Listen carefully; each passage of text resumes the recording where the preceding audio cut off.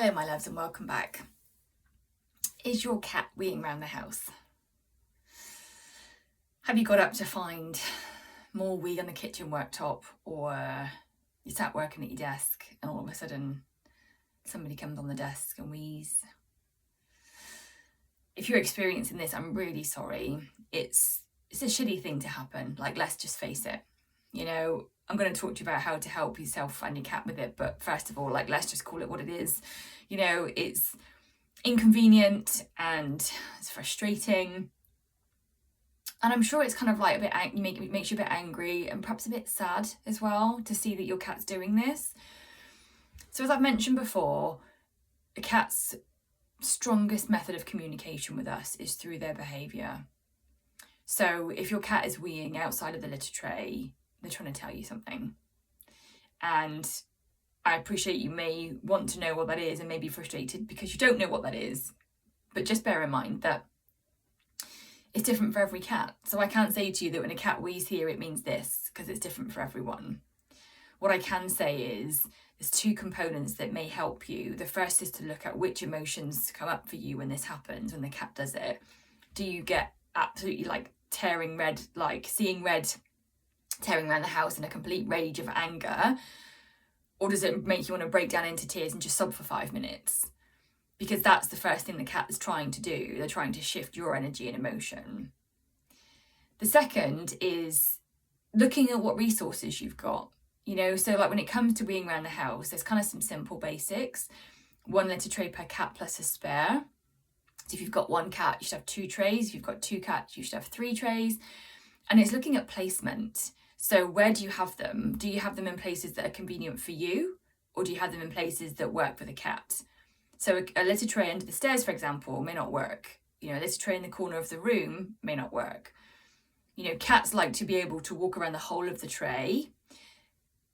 Covered or uncovered depends on the specific cat. Baby Max likes covered, Leo likes uncovered. Litter can make a difference. Size is really helpful. So the bigger you can have, the better, because if it's too small when they go in, they're not going to want to do it.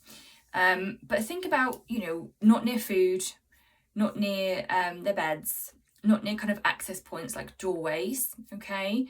So like one of my litter trays I've got in the downstairs utility room, it's an open one, because it's generally where Leo used to go, and it's kind of just set away from both walls really, so he can walk all the way around it. The other one we've got in the dining room, that is towards the corner. Again, you can walk all the way around it. It's a covered one. It's quite a big one. So when your cat is weeing in inappropriate places, they're trying to communicate to you. If it's somewhere where you are, like on the sofa or your bed, the cat is trying to feel connected and safe. They will do it where your scent is concentrated because you help them to feel safe. They're not doing it to upset you. They're not doing it to wind you up. Trust me, cats don't work that way. They're not doing it to piss you off. They're doing it to help to shift you and to communicate to you. And it's your job as their guardian to listen. If you don't know how to listen, get some help. Contact someone like me or an animal communicator or a cat behaviourist, but get some help. So what I would say is that I've got a video on YouTube about this, which explores more about your side of things and how you can look at what's coming up for you when the cat does this. But if you're not quite ready to go there yet, because some people aren't, and that's absolutely fine. If you don't want to look at yourself and you want to just kind of like fix the cat, check out my other 2 playlists. I've got one which is help for anxious cats, and I've got another one which is cats and energy. So it kind of goes without saying, if you haven't already, get a vet check done just to make sure that the cat's not got any physical issues.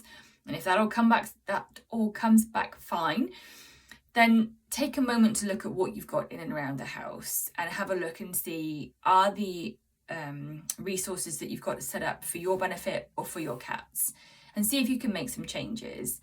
If you do make changes, just change one thing at a time, okay? Don't go changing more than that because you won't know what's worked if things stop. And it might be you need a combination of things. You might need a new litter tray or another litter tray, and you need to put some colour down for your cat. Or you might need to put a cover on the litter tray and put some herbs down, okay? It might not be a one-stop shop, but take a look at my YouTube channel and have a look and see if any of the videos resonate with you, and I hope it helps.